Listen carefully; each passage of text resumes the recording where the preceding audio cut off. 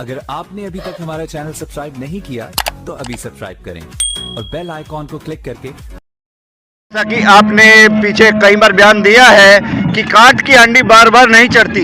2014 में भी हांडी चढ़ी थी और 2019 में भी आपने चढ़ा दी, फिर इसको आप क्या कहोगे?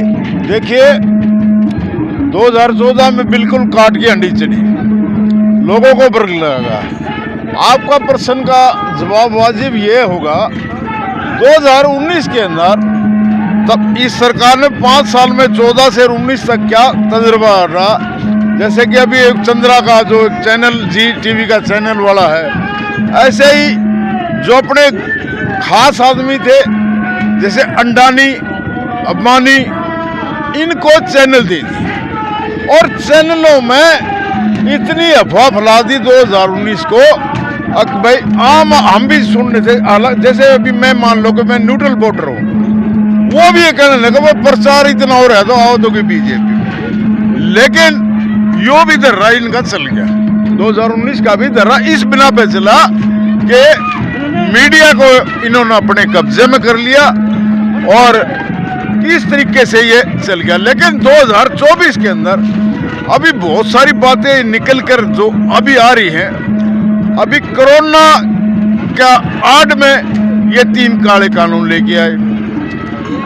आपकी बातों से ऐसा लग रहा है जैसा कि प्रधानमंत्री ने पीछे नोटबंदी की उससे एक दिन पहले ये कह दिया बहनों और भाइयों और मेरे प्यारे देशवासियों, और जीएसटी लाए तब भी बहनों और भाइयों मेरे प्यारे देशवासियों, ये कह के उन्होंने इस कानून को लागू किया तो किसी ने ऑब्जेक्शन नहीं किया। अब ये जो काला कानून 3 कानून कृषि कानून लाए उसमें उन्होंने इस तरह की संभावना नहीं की, इस तरह से संबोधन नहीं दिया बहनों और भाइयों, तो ये आप इसका विरोध कर रहे हैं? अरे नहीं, इसमें बहुत सारा फर्क आ गया। देखिए जो इस देश की सबसे बड़ी पंचायत है, संसद है, उसके अंदर विपक्ष से भी पूछा जाता है। जिसके लिए कानून बनाया जा रहा है, किसान के लिए बनाया जा रहा था, वो अगर पूछा तो आप मुझे बताएं। तीसरी बात, एक स्क्रीनिंग कमेटी होती है, उसमें इसको दिया हो तो वो बात, अगर वोटिंग हुई हो तो आप मुझे बताएं।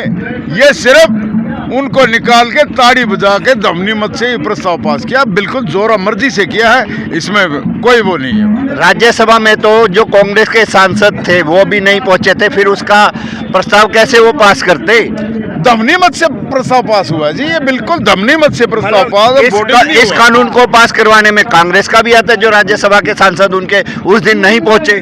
देखिए पहुंचे थे, लेकिन वो जब उन्होंने नारे निकाले, इनके जो वो मार्शल होते हैं उनके द्वारा बाहर निकाल गए, ये बहिष्कार करके बाहर आ गए और उसके बाद इन्होंने वोटिंग की बात जो कही थी वो उसको बदल करके और धमनी मत से ये प्रस्ताव पास किया। आप जैसा कि कह रहे हैं मीडिया को इन्होंने अपने हाथों में लिया हुआ है, और इस बात को आप भी मानते हैं, जय जवान जय किसान, जब किसान भी आप हैं जवान भी आप हैं, तो ये सबको अपने काबू में कैसे ले रहे हैं? देखिए अभी एक मिनट ना जी बात, देखिए जो सिस्टम है इस देश का कि जब से दुनिया पैदा हुई है और प्रकृति का भी नियम है, बड़ी मछली छोटी मछली को खाती है। समुद्र में आप देख रहे होंगे यही हाल यहाँ है। लेकिन इनको किसान के अलावा आज लोकतंत्र की सबसे बड़ी हत्या करने वाली ये पार्टी है। इसका एक सीधा उदाहरण ये है, अगर हम यहाँ अगर 10 आदमी खड़े हैं, या क्या धारा 144 नहीं लागू, क्यों नहीं खड़े हुए? आज तक जब से इस देश में सरकार बनी है, कोई भी आदमी अपनी कॉन्फ्रेंस कर सकता है, ऐसा तो नहीं कि उसकी इजाजत। वो एक वाजपेयी जी हैं, वो बोल रहे कल परसों टीवी पे, अगर मैं उन्हें इजाजत नहीं ली, बलबीर ने युद्धवीर ने बिना इजाजत के कॉन्फ्रेंस के। अब इसका मतलब कोई भी खाना खाने के लिए भी सरकार से इजाजत लेनी पड़ेगी क्या? जैसा कि अब ये पा रहा है कि अन्नदाता किसान है उसको दबाया जा रहा है, बिल्कुल दबाया जा रहा है, जवान है उसको भी दबाया जा रहा है, बिल्कुल दबाया जा रहा है, तो ये तो एक लोकतंत्र की जगह बिल्कुल मेरा सीधा मानना है की सरकार तानाशाह। इससे अच्छा तो ये इलेक्शन को भी खत्म कर दे और संसद में सीधा यू पास कर दे। इस देश का आगे जैसे पहले होते थे राजा मोदी रहेगा और कोई लोकतंत्र नहीं है, खत्म हो जाए, सीधी बात पर आ जाए। अगर आज के समय चुनाव होते हैं तो आप फिर अपनी पार्टी बना करके उतारोगे क्या चुनाव में? बिल्कुल ऐसा भी हो सकता है, लेकिन मेरा अपना व्यक्तिगत निजी राय ये रहेगी, जो बीजेपी को हो रहा है, चाहे वो निर्दलीय हो चाहे वो किसी और पार्टी से हो, उस जो इसके नंबर 2 पे है या नंबर 1 पे उसको वोट दिया जाए। कोई हम जैसे कि मिसाल के तौर पे मैं ये कहना चाहूँगा, कई बार आप लोग भी ये पूछ लेते हो कि कांग्रेस की फेवर करोगे, हम किसी पार्टी की फेवर नहीं करें। अगर कांग्रेस का बंदा बीजेपी के बंदे से 3 नंबर पर आता है, उसको वोट देने से हमें क्या फायदा है? हमें तो जो उसके साथ डायरेक्ट फाइट में उसको वोट देने में फायदा है। यानी कि हमारा मतलब है लोकतंत्र के अंदर इस जो लोकतंत्र की हत्या करने वाली जो ये सरकार बनी, इसको हराना है। सिंधु साहब, जैसा कि आप कह रहे हैं भाई, जो भी इस सरकार को हराने में सक्षम हो उसको, अगर वही सरकार बनाते ही आपको भी फिर दबाने की कोशिश करे तो फिर आपका भला कौन कर सकता है? देखिए, समय सबका आता है। जो आपका बहुत अच्छा सवाल है, अभी बीजेपी की जो 10 एमएलए लेकर आई है नई पार्टी, और इन्होंने ये कहा था, बीजेपी ने तो 75 पार, और इसने ये कहा था लड़के ने, अब बीजेपी जमुना पार, आज उसी की गोदी में बैठा है। कहीं निकल के तो दिखा दो समाज के अंदर, कहीं किसी गांव में आगे तो दिखा दो। उसने कोशिश की, उसका जो एक पीए है उसके माध्यम से उचाना के अंदर आने की कोशिश की। सिया की कोई औकात नहीं, उसको भेजा गया था, रास्ता बनाने के लिए भेजा गया था, तो सीधा क्यों नहीं आया वो? मतलब जमुना पर जाने की बजाय वो किश्ती दोनों की मझधार में ही अटक गई। बिल्कुल बिल्कुल, वो एक ये हमारे ये रागनी वाले एक चुटकुला कर ट्रैक्टर लेके संसद में गया था, उसकी चाबी खट्टर के नाड़े के बांध दी। पीछे तो एक बार ये भी बात हुई थी, जींद में जब चुनाव हुआ था, एक बिरादरी से था जो कि सैनी समाज से था, उसके सैनियों ने उसके वोट नहीं दिया और लोगों ने कहा भाई तुम्हारे उसका बोला, उसका तो ट्रैक्टर पंचर हो गया, हमारे तो गुरु ने कह दिया आज के ऊपर फूल खिलाना है। मैं इस किस्म की बात नहीं करना चाहता था, आपका सवाल आ गया सैनी का। यहाँ पर इस सरकार ने एक और कोशिश की थी, रामचंद्र जांगड़ा सैनी बनाने की कोशिश की, उसने उल्टे सिल्टे बयान दिए।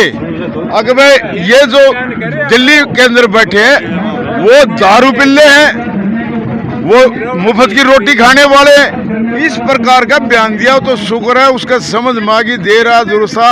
अगर वो ही आगे भी इस किस्म के बयान देता, वही हाल इस भाई का उतार जांगड़ा का। अब आप जींद की जनता को, देश की जनता को क्या संदेश देना चाहते हो? बिल्कुल, हम देश की जनता को ये देना चाहते हैं संदेश, भाई आप सब एकजुट हो जाओ, मुट्ठी बन जाओ, मुक्का बन जाओ। जैसे कि बुहारी के अंदर पूरी बुहारी सफाई करती है, एक एक सीख कभी कोई काम नहीं करती। हमारा तो ये विनती है सभी लोगों में, सभी 36 जात से, ये क्यों 36 से उसलिए है, ये आरक्षण खत्म हो जाएगा इस तरीके से, तो इनका भी ये भी गए। अभी ये जो अनाज जो दिया जा रहा है वो भी चला जाएगा। यानी कि हमारा मानना है सब 36 जात से आप इकट्ठे हो जाओ और इस सरकार को यहाँ से भगाओ।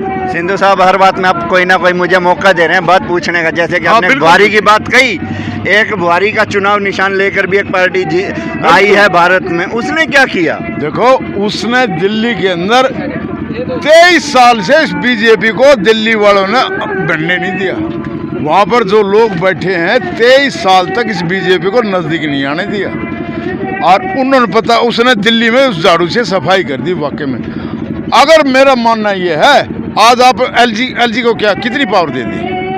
आप मानते होगे, आप भी देख रहे होगे खबरें, तो एलजी को मुख्यमंत्री से ज्यादा पावर दे दी। तो फिर आप मुख्यमंत्री को बंद कर दो ना, दिल्ली का इलेक्शन बंद कर दो, जैसे पहले थे दिल्ली ऐसे ही कर दो। तो यानी कि वो काम कर रहा है, उसको काम नहीं करने दे रहे। एलजी को मुख्यमंत्री से ज्यादा पावर देना काका तू का, फिर तो यहाँ खट्टर के लिए भी यही काम कर दो, यूपी में भी यही काम कर दो, राज्यपाल को, गवर्नर को दे दो ना पूरी पावर। फिर चुनाव करवाने की क्या जरूरत है? अभी आज एलजी को इतनी पावर दे दी, यही मुख्यमंत्री अगर दिल्ली से बाहर के किसी और राज्य में होता, ये देश का प्रधानमंत्री बने। ये तो इसके तो कंडम करने की कोशिश कर रही है। एलजी को ज्यादा पावर दी गई।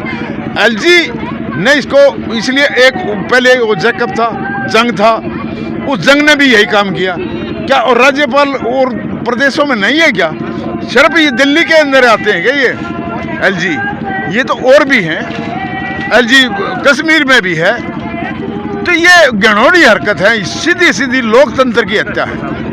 आपकी बातों से यही लग रहा है कि आप देश की जनता को एक चेतावनी देना चाह रहे हैं कि आने वाले चुनाव में आपका वोट जिसको जाए जो आपके भले में काम करे उसके लिए आप बिल्कुल। देश को समर्पित करना चाहते हैं। बिल्कुल। इसीलिए हम आपके अपने दर्शकों को भी यही कहना चाहेंगे, सोची समझी चाल ही आपके भविष्य को सुरक्षित करती है, आपके बच्चे के भविष्य को सुरक्षित करती है। धन्यवाद। जय हिंद, जय किसान, जय जवान।